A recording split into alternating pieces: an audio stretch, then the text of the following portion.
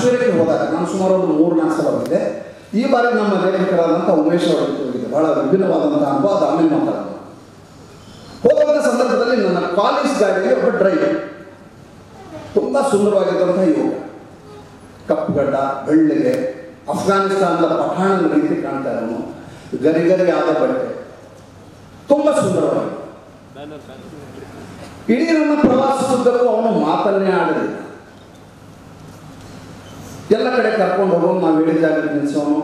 Usually ಡ್ರೈವರ್ಗಳಿಗೆ ಒಂದು ಸಮಸ್ಯೆ ಇರುತ್ತೆ, ಎಲ್ಲ ಡ್ರೈವರ್ ಅಂತ ಹೇಳಿದ ಬಹುಶಃ ಇರುವಂಥದ್ದು, ಪ್ರಾಯಶಃ ಏನಂದರೆ ಅವರ ಕಣ್ಣುಗಳ ಮುಂದೆ ಇರ್ತಾವೆ, ಕಿವಿಗಳು ಹಿಂದಿರ್ತಾವೆ, ನಾವೇನು ಮಾತಾಡ್ತೀವಿ ಅಂತ ಕೇಳ್ತಾರೆ. ಮತ್ತು ನಮ್ಮ ಮಾತಿಗೆ ಅವರು ಎದುರುತ್ತರವನ್ನು ಹೇಳ್ತಾರೆ. ನಾವಿಬ್ಬರು ಮಾತಾಡ್ತಿದ್ರೆ ಮತ್ತೆ ಅವರು ಮಾತಾಡುವಂಥ ಒಂದು ಚಟ, ಪಾಪ ಬೇಜಾರಾಗ್ತಿರ್ತದೆ ಡ್ರೈವಿಂಗ್. ಈ ಡ್ರೈವರ್ ಒಂದೇ ಒಂದು ಮಾತನ್ನು ಮಾಡ್ತಿರಲಿಲ್ಲ, ಆದರೆ ಜೇಬಿನಿಂದ ಮೊಬೈಲನ್ನು ತೆಗೆದು ಆಗಾಗ ಪಿಸುಗುಟ್ಟು. ನನಗೆ ಆಶ್ಚರ್ಯ ಆಗಿದೆ, ಜಿಜ್ಞಾಸೆ ಉಂಟಾಯಿತು, ಏನು ಮಾತಾಡ್ತಿರ್ಬೋದು ನೀವು? ನನಗೆ ಕೇಳಲಾರದ ಹಾಗೆ ಮಾತನಾಡ್ತಾ ಇದ್ದಾನೆ, ನಿರಂತರವಾಗಿ ಒಂದು ಕಾಲುಗಳು ಬರ್ತಾ ಇದ್ದಾವೆ, ಮಾತನಾಡುವ ಧ್ವನಿಯಲ್ಲಿ ಏನೋ ಒಂದು ಆತಂಕ ಇರೋದು ಕೇಳಿಸ್ತಾ ಇದೆ. ಕೊನೆಗೆ ಆತನಿಗೆ ನನ್ನ ಜಿಜ್ಞಾಸೆಯನ್ನು ತಡೆಯಲಾರದೆ, ಕುತೂಹಲವನ್ನು ತಡೆಯಲಾರದೆ ಪ್ರಶ್ನೆಯನ್ನು ಕೇಳಿದೆ, ಭಾಯ್ ಸಾಬ್ आप क्या करते हो? नहीं साहब मैं कल जेल से रिहा होकर बाहर आया, ನಾನು ನಿನ್ನೆ ಜೈಲಿನಿಂದ ಬಿಡುಗಡೆಯಾಗಿ ಬಂದಿದ್ದೀನಿ. कारण क्या है? किस कारण के लिए आप जेल गए थे? मेरा घर में एक टेररिस्ट था, इसलिए मुझे उठा के लेके गए फौजी लोग. मैं जेल में बंद था, जामीन भी नहीं मिला था, कल रिहा होकर बाहर आया हूँ, आज ಡ್ರೈವರ್ पे पड़ा लगा. ಅಂದರೆ ಕಾಶ್ಮೀರದ ಸ್ಥಿತಿ ಹೇಗಿದೆ ಅಂದರೆ, ಸ್ವತಃ ನಮ್ಮ ದೇಶದ ಸೈನಿಕರು ಅವರನ್ನು ಕಾಪಾಡುವಂತಹ ಸಂದರ್ಭದಲ್ಲಿಯೂ ಕೂಡ ಅಲ್ಲಿಯ ಜನ ಭಯೋತ್ಪಾದನೆ ಹೆಸರಿನಲ್ಲಿ ನಡೆಯುವಂತಹ ಟ್ರೇಡಿಂಗಿಗೆ ಸಹಾಯ ಮಾಡಬೇಕು. ಟ್ರೇಡಿಂಗ್ ಅಂತ ಯಾಕೆ ಹೇಳ್ತಾರೆ ಅಂದರೆ, ಯಾವುದೇ ಒಂದು ಕೇವಲ ಮತ್ತು ಕೇವಲ ಧರ್ಮದ ಹೆಸರಿನಲ್ಲಾಗಲಿ ಅಥವಾ ಕೇವಲ ಮತ್ತು ರಾಷ್ಟ್ರದ್ವೇಷಕ್ಕಾಗಲಿ ಯಾವುದೇ ಒಬ್ಬ ವ್ಯಕ್ತಿ ತನ್ನ ಕುಟುಂಬವನ್ನು ಬಲಿ ಕೊಡಲಾರ. ನಮ್ಮ ಶತ್ರು ರಾಷ್ಟ್ರಗಳು ಏನು ಮಾಡ್ತವೆ, ಅವರಿಗೆ ನೀಡಬೇಕಾದಂಥ ಎಲ್ಲ ಪ್ರಲೋಭನೆಗಳನ್ನು ನೀಡ್ತವೆ. ನಿನ್ನ ಕುಟುಂಬಕ್ಕೆ 25 ಲಕ್ಷ ಕೊಡ್ತೀನಿ, ನಿನ್ನ ಮಕ್ಕಳಿಗೆ ಎಜುಕೇಷನ್ ಕೊಡಿಸ್ತೀನಿ, ನೀನು ಏನೂ ಮಾಡಬೇಕಾಗಿಲ್ಲ, ನನ್ನ ದೇಶಕ್ಕೋಸ್ಕರ ಜಿಹಾದಿ ಮಾಡು ಅಂಥ ಕೆಲಸಕ್ಕೆ ನಿರತನಾದಂಥ ಒಬ್ಬ ಯುವಕ ಇದ್ದ. ಇದು ಕೇವಲ ಒಂದು ಜ್ವಲಂತ ನಿದರ್ಶನವನ್ನು ನಾನು ಹೇಳ್ತಾ ಇದ್ದೇನೆ. ಹಾಗಾದರೆ ಕಾಶ್ಮೀರ ಜನರು ಎಲ್ಲರೂ ಇದೇ ರೀತಿ ಇರುವವರ? ಖಂಡಿತ. 10 ವರ್ಷಗಳ ಹಿಂದೆ ನಾನು ಕಾಶ್ಮೀರಕ್ಕೆ ಹೋದಂಥ ಸಂದರ್ಭದಲ್ಲಿ, ಮೊದಲನೇ ಬಾರಿ ಹೋದಂಥ ಸಂದರ್ಭದಲ್ಲಿ, ಬೇರೆ ಟೂರಿಸ್ಟ್ಗಳ ಥರ ನಾನು ಕುಟುಂಬ ಸಮೇತ ಹೋಗಿದ್ದೆ. ನನ್ನ ಮಗಳು ಮಿಂಚು, ಅವಳ ಕರ್ಕೊಂಡು ಗುಲ್ಮಾರ್ಗಿಗೆ ಹೋಗಿದ್ದೆ.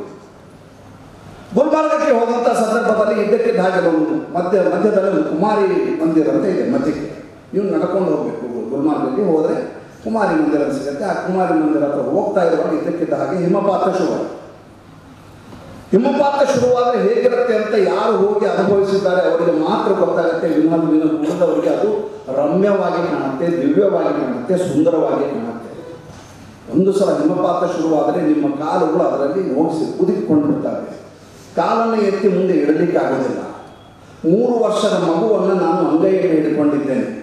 ಅವಳ ಮುಖ ಕೆಂಪಾಗಿದೆ, ಆಮ್ಲಜನಕದ ಪ್ರಮಾಣ ಕಡಿಮೆಯಾಗಿದೆ, ಕಣ್ಣು ಮುಚ್ಚಿದ್ದಾಳೆ. ನನಗೆ ಇದ್ದಕ್ಕಿದ್ದಂತೆ ನೆನಪಾಗಿದ್ದು ನಮ್ಮಪ್ಪ. ಹೋಗ್ತಾ ಇದೆಯಾ, ಬೇರೆ ಯಾವುದಾದ್ರೂ ಹೋಗು, ಕಾಶ್ಮೀರ ಬಿಟ್ಟು ಬೇರೆ ಯಾವ ಊರು ಸಿಗಲಿಲ್ವಾ ನಿನಗೆ ಅಂತ ನಮ್ಮಪ್ಪ ಹೇಳಿದ.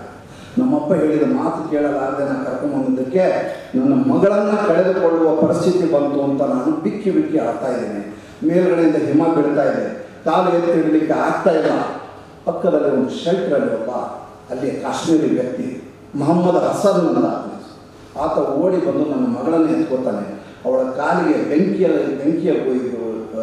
ಅಗ್ಗಿಷ್ಟಿಕೆ, ಆ ಅಗ್ಗಿಷ್ಟಿಕೆಯನ್ನು ಅವಳ ಕಾಲ ಹತ್ರ ಹಿಡಿದು ಅವಳಿಗೆ ಸಾಕ್ಸ್ಗಳನ್ನು ಹಾಕಿ ಮುಚ್ತಾನೆ.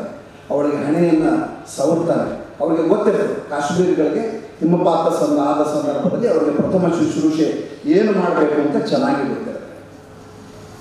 ಮಾಡಿದ ಎಷ್ಟೋ ಹೊತ್ತಿನ ನಂತರ ನನ್ನ ಮಗಳು ಕಣ್ಣನ್ನು ತೆರೀತಾಳೆ. ನನ್ನ ಕಣ್ಣಿನಲ್ಲಿ ಮೊಹಮ್ಮದ್ ಹಸನನ್ನು ದೇವರ ಥರ ಕಾಣಿಸ್ತಾನೆ. ಇದು 2 ವ್ಯತಿರಿಕ್ತ ಅನುಭವಗಳನ್ನು ನಿಮಗೆ.